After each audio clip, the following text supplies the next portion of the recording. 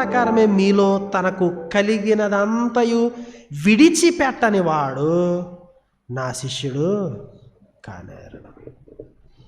మనకు కలిగినదంతా విడిచిపెడితేనే యేసుక్రీస్తు శిష్యులం అవుతాం. మనకు కలిగినదంతా మన యొక్క ఓనర్షిప్ని విడిచిపెడితేనే, ఆ యొక్క ఓనర్షిప్ క్లెయిమ్స్ని విడిచిపెడితేనే, నేను దీనికి యజమానిని అనేటువంటి ఆ హక్కుదారుణ్ణి అనేటువంటి ఆ క్లెయిమ్స్ని నువ్వు విడిచిపెడితేనే యేసుక్రీస్తు శిష్యుడిగా ఉండగలవు. లేకపోతే ఇంపాసిబుల్. ఇది ఎవరో పౌలు గారో పేతురు గారో పెట్టిన రూల్ కాదు, అది స్వయాన యేసుక్రీస్తు వారు చెప్తున్నటువంటి మాటలు.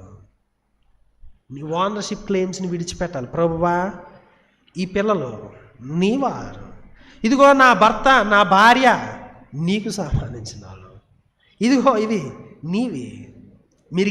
మీరు ఇంటికి వెళ్ళిన తర్వాత చేయాల్సిన ప్రార్థన ఏది కనబడిందో సమస్తం, ప్రభువా ఇది నాదిగా నేను భ్రమించాను, నాది కాదు, నా భ్రమ అదే, నువ్వు ఓనర్వి, నేను గృహ నిర్వాహకుని. నేను ఓనర్ని అనుకుంటే నువ్వు పెరికేస్తావు. నీ రూల్స్ ప్రకారము ఇది జరగాలి. నాకు ఇష్టమైన కోర్సా, పిల్లకి ఇష్టమైన కోర్సా కాదు, దేవునికి ఇష్టమైన కోర్స్ ఏంటి? పలానాది కొనాలి, పలానా అంట్లు మిషన్ కొనాలి, పలానా వాషింగ్ మిషన్ కొనాలి. డబ్బులుంటే సరిపోదు, ఆ డబ్బులు నీ కాదు. ప్రభువా కొనమంటావా వద్దా? ఆయన ఇష్టం.